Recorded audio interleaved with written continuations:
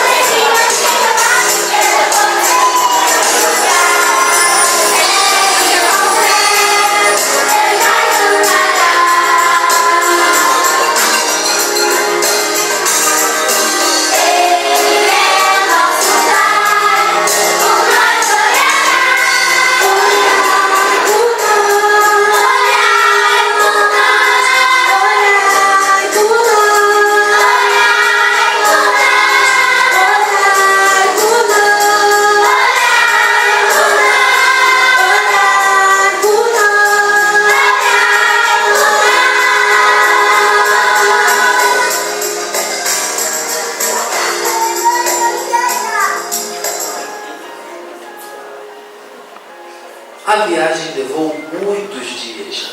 Quando chegaram em Belém do Pará, já no porto, viram que a cidade estava muito agitada, cheia de gente, todos muito ocupados. José Raimundo e Maria da Graça saíram pela cidade assustados com tudo, procurando algum lugar para ficar. Mas nada, não encontravam nenhum lugar.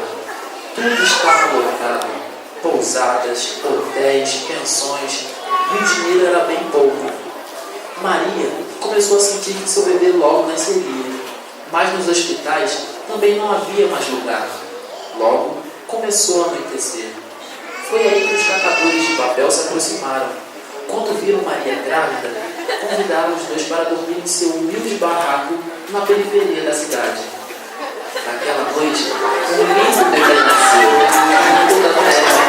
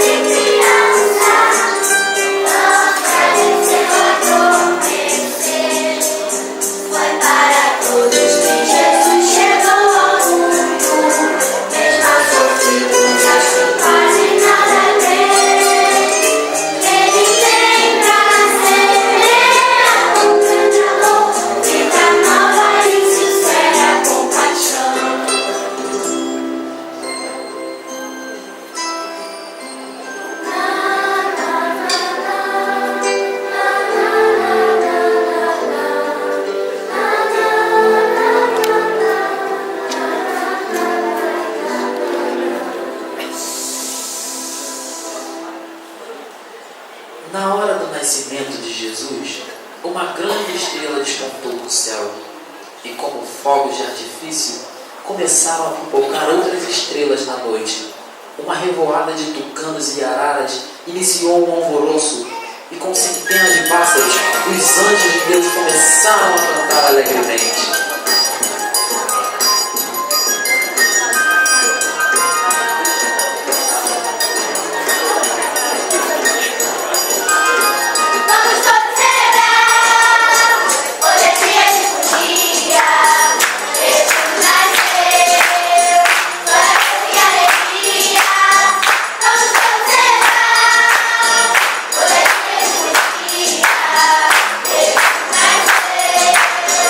Vai